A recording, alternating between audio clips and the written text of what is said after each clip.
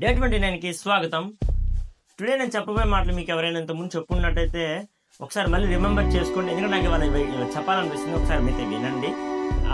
ఎవరైనా ఏదైనా సాధించాలనుకున్నా, ఏదైనా సంథింగ్ ఎలా చెప్పాలి మీకు నేను క్లారిటీ చెప్తాను. ఒకసారి వినండి. ఫర్ ఎగ్జాంపుల్ నన్ను తీసుకున్నాం. ఇప్పుడు నేను యూట్యూబ్లో చేస్తున్న వీడియోస్ నాకు రీచ్ రావట్లేదు, డిమోటివేషన్ అయిపోతున్నా. నేను మళ్ళీ ఎలా వ్యూస్ రాకపోయినా పర్లేదు, మళ్ళీ ఎలా వీడియో అప్లోడ్ చేయగలుగుతున్నా, ఆ మోటివేషన్ ఎలా వస్తుంది? ఫర్ ఎగ్జాంపుల్ ఇప్పుడు ఒక అబ్బాయి చదువుకుంటాడు, అబ్బాయి ఎగ్జామ్స్ దగ్గరకు వస్తున్నాయి, బట్ ఇంకా చదవలేదు, సిలబస్ ఇంకా కంప్లీట్ చేయలేదు, కానీ పాస్ అవ్వాలి. పాస్ అవ్వకపోతే ఇంటి వెనకాల వాళ్ళు ఏమంటారని మనం కొంచెం ప్యానిక్ అవ్వాల్సి వచ్చింది. సో దానివల్ల మనమైతే టైంని యూజ్ చేసుకోవడం, టెన్షన్ పడిపోయి ప్రెజర్గా అసలు ఏం చేస్తాం మనకి క్లారిటీ అయితే ఉండదు. మీకు ఒక చిన్న అడ్వైజ్ ఏంటంటే, ఇదే ప్రమోషన్ అయితే కాదు, నేను ఒక మూవీ పేరు చెప్తాను, ఇక్కడ పైన కనపడుతుంది. ఆ మూవీ పేరు వచ్చేసి 12th ఫెయిల్. నిజంగా చెప్తున్నా, నా రియల్ లైఫ్లో నేనైతే 10th క్లాస్ కానీ ఇంటర్ కానీ నేను పాస్ అవ్వడానికి ఈ మూవీ 2 times చూశాను.